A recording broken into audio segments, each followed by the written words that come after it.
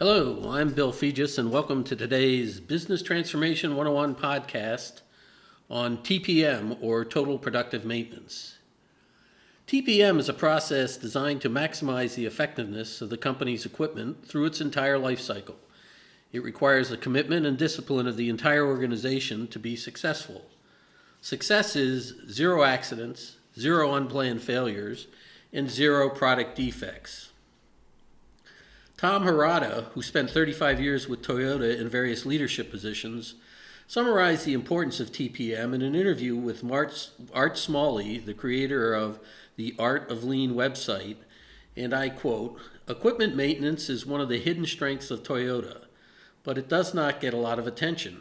However, try to run a pull system or achieve standard work if the machine is breaking down and kicking out bad parts all day long. You won't get very far," unquote. Implementation of TPM is built around a cross-functional team consisting of resources from production, maintenance, and engineering. This team works together to understand the products, processes, and equipment and ensure the equipment is kept in good running order. They need to adjust their TPM approach over the life of the equipment, since the maintenance requirements will change with the life of the equipment.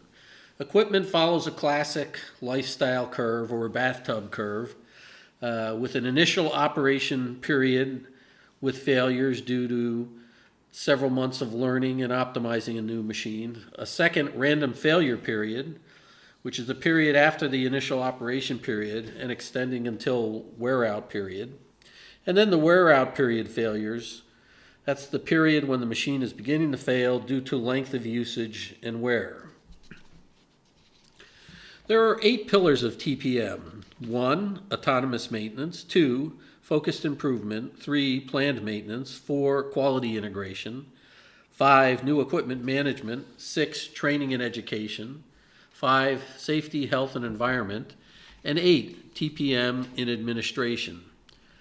A 6-step process is used to implement the 8 pillars of TPM. The first process step is cleaning and inspecting the equipment. Second step is to perform corrective maintenance. Third is forward-thinking inspection.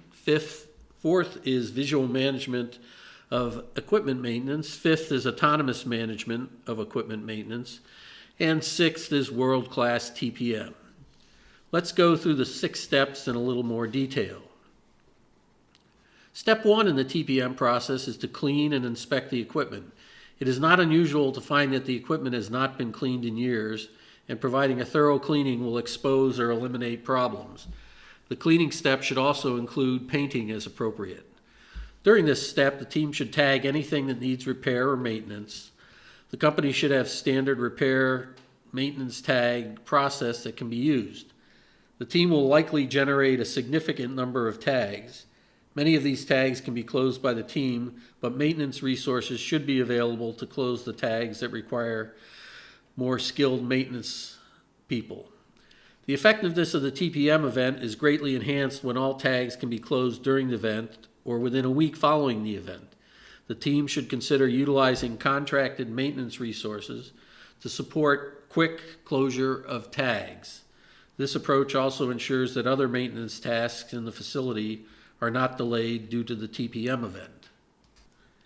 After the equipment has been thoroughly cleaned and inspected, the team moves to step 2, which addresses the autonomous and planned maintenance pillars through the following stages.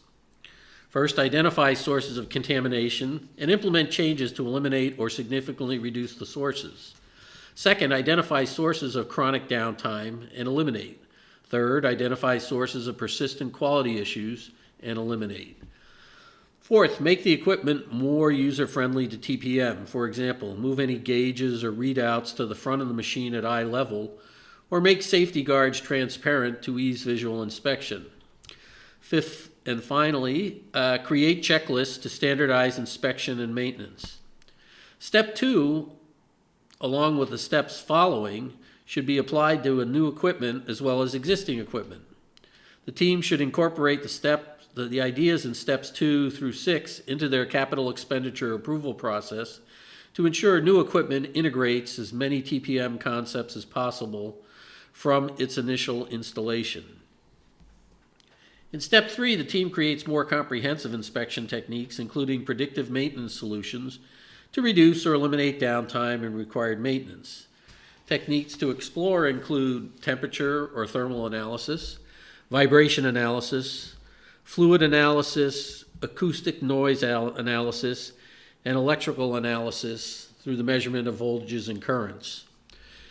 Many of these analysis techniques have become easier or automated through IoT or Internet of Things technologies being deployed in new equipment.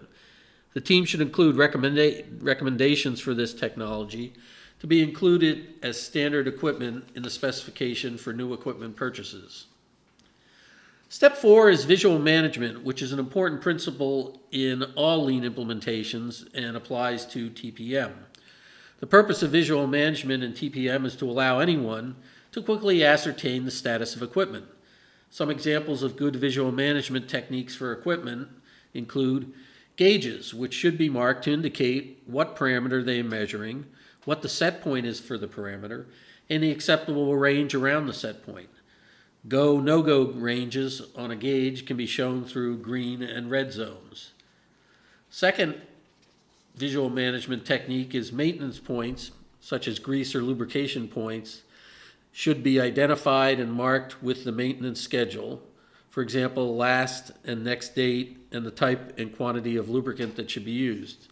Finally, adjustment points should be identified and marked to show the acceptable settings. Step 5 is autonomous management of equipment maintenance. This step represents a high level of TPM capabilities and requires the appropriate culture and discipline to achieve, and is not required in all businesses. This step requires moving equipment-related items such as tooling, spare parts, lockout, tagout devices, and tools to be removed from central storage and moved to point of use at the equipment. Achieving this level of decentralization further reduces equipment downtime and quality issues. Finally, step 6 is world-class TPM. Like step 5, this step requires an extremely high level of discipline and attention to TPM for all equipment in the facility or plant. To achieve this level of TPM performance requires that all equipment has achieved the first 5 steps of TPM. For a business that is heavily dependent on a large portfolio of equipment, this level of performance can provide big returns and enable a company to make significant longer-term strategic gains while supporting an efficient deployment and usage of capital. Implementing step 1 can provide significant benefits in safety, quality, delivery, and in cost, especially in downtime reduction and longer service life for capital equipment investments, and should be done by all businesses. Moving to steps 2, 3, and 4 should be explored following successful achievement and sustainment of step 1. Steps 5 and 6 can be considered after achievement of steps 1 through 4. Note that many companies use OEE as a key metric to measure the performance of their equipment and the TPM system used to maintain that equipment. OEE can be misleading and should be carefully understood by the team if used. Mr. Harada, in the same interview with Art Smalley mentioned earlier, had this comment about the OEE metric. Quote, "No, it is not a good management metric for us. It is a good spot analysis tool for use sometimes. OEE has several flaws from a practical point of view. Anytime you measure 6 things and multiply them together to get a number, there is danger. It is better to have the 6 components understood and tracked individually. Otherwise, you cannot tell the difference between 75% OEE and 85% OEE. The former could be better if it was due to the production mix and number of changeovers. The latter could have 15 percentage points of scrap, for example, and be a total disaster. OEE is also based upon machine cycle time and not production line takt time, so driving a higher OEE can lead to overproduction if you are not careful. Also, in a big machine shop like Komogo, with over 5,000 machines, you need a small army to collect all the data required. We occasionally use it as a spot analysis tool, but not as a management metric." End of quote. Mr. Harada's comments on OEE should be kept in mind when determining metrics to use for TPM and for any metric being considered for your business. In summary, TPM, or Total Productive Maintenance, is a process to help maximize the performance of equipment over its lifetime. The process consists of 6 steps, starting with thoroughly cleaning and making any repairs to get the equipment back to the like-new conditions. The second step identifies root causes that lead to contamination buildup or an increase in quality issue, and implements countermeasures to reduce or eliminate those issues. It also implements changes to ease maintenance of the equipment. The third step explores more comprehensive inspection techniques along with predictive maintenance approaches to further reduce downtime due to wear and usage. The fourth step introduces visual management techniques to make it easier to ascertain the status of the equipment and more quickly identify problems. Steps 5 and 6 introduce more advanced practices to further enhance maintenance, maximize equipment uptime, and reduce quality defects. TPM ensures the equipment is safe, produces quality product, delivers excellent uptime, and extends the equipment lifetime, thereby providing the business with an excellent return on its investment in the equipment. In the interest of continuous improvement, I invite feedback from our readers. Please share your thoughts and ideas on these weekly podcasts, and feel free to suggest topics which you believe would provide useful to you and our listeners. Thank you for listening to this week's podcast, and please join us next week for an overview of the first 29 Business Transformation 101 podcasts.